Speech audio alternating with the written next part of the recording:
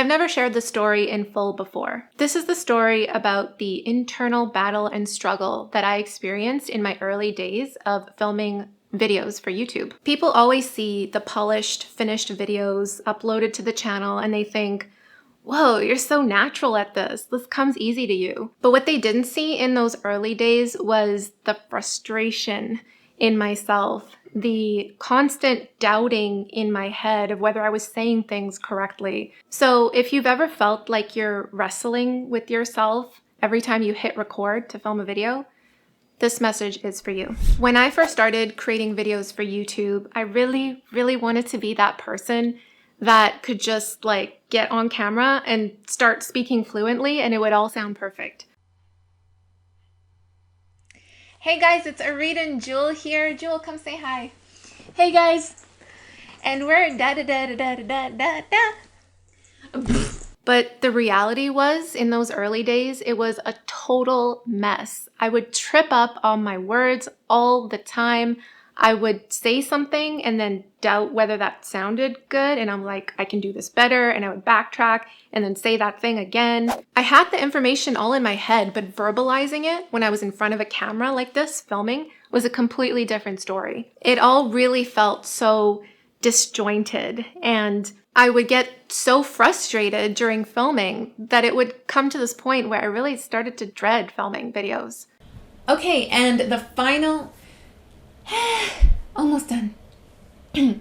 There were even times when my business partner, Jewel, would have to take over and film a batch of videos because it would take me way too long to get my videos out there. Like I would literally spend hours sometimes recording a single video. And then when it came to the editing, of course, that would take even longer because Jewel would have to do this like video surgery on the video to like take this piece here and like put it together with this piece here. It was just, again, like I mentioned, a mess. I turned to scripting my videos thinking that would solve the problem because I have all the words, right? And when I tried that, it just didn't feel authentic. I would sound too stiff. I wouldn't sound like myself. This YouTube system is how we scaled our business to 6 figures. And I'll show you a breakdown here in a second. And you can do this too, regardless of your niche. And I really wanted to get to this place where I could just speak on camera and just speak from the heart. But you know what? I realized no matter how many different things I tried, there really wasn't a shortcut to me just getting it on camera for a few reasons. Number one, I was really, really in my head all the time, and it's hard to move forward when you're in your head. I was expecting myself to be this pro speaker when I hadn't even filmed my first 100 videos, which seems just totally absurd now that I think about it. Now, over 2,000 videos later on the channel, I know that it's not only okay to feel messy when you're filming a video, but it would just be so much easier if you just embrace the mess instead of fighting it, right? It would be so much less stressful to just tell yourself, hey, it's a part of the journey. I'm getting better with every video and it's going to get easier, right? Saying those things to yourself releases the pressure.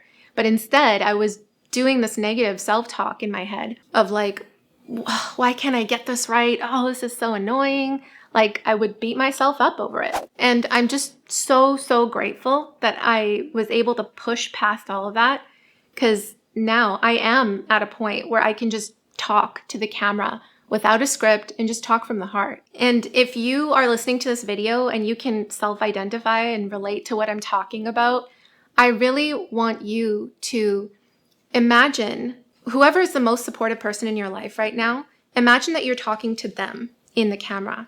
Because that is one thing that really helped me in terms of feeling like I'm talking to someone, talking to a friend, rather than just this dark black void of the camera lens. Because that person on the other side of the camera wouldn't be saying bad things to you like you are to yourself. They would be encouraging you. They would be telling you to keep going, that it's okay that you messed up. Just take another take. You don't want the angry customers, which I definitely had my share fair, which I definitely had my share fair. Wait. What is it? Okay, wait, hold on. Fair share of? Yeah, okay, wait.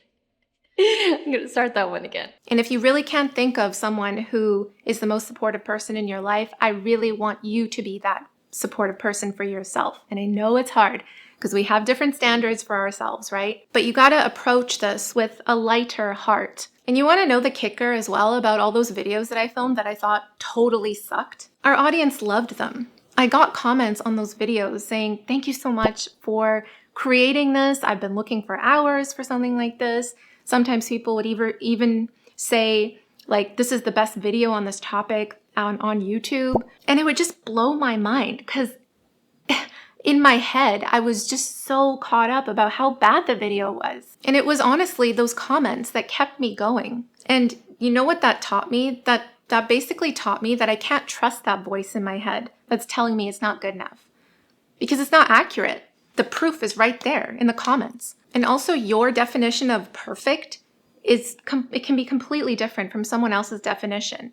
Perfect is subjective. That's why I say perfect is a myth. What is perfect? You're holding yourself to the standard that no one else will recognize anyways. But I wouldn't have known that. I wouldn't have known that if I didn't have the courage to just keep pushing through and keep releasing videos on the channel. There's no way I would have known that it still resonates with people. I had to trust that it was okay enough to release in order for viewers to tell me like, hey, these videos are good. So you really have to just push yourself to release those videos. You need to get your voice out there. And it's okay if it's imperfect, if it's messy. I learned that it's not about being perfect. It's about being messy. It's about being real because that's what people appreciate when they're watching on the other side. All right, guys, let me know if this has been helpful. People want to connect with another human. They don't want to connect with this polished persona. You know, in fact, like if people can really feel that authenticity from you, if you're showing your quirks, if you're showing that it's not a polished thing, you're just being yourself, talking as you normally would when that person's actually standing in front of you, they can feel that authentic energy and they will appreciate it. We get people telling us all the time, like, oh, like when they meet us in person, they're like, oh, you're just like your videos, as if it's like a surprise or something. So here's my message to you. When creating videos, done is better than perfect. Being real beats perfect every time. And you just have to have enough courage to hit record and to release that video. So don't be so hard on yourself. Embrace that it's a learning curve.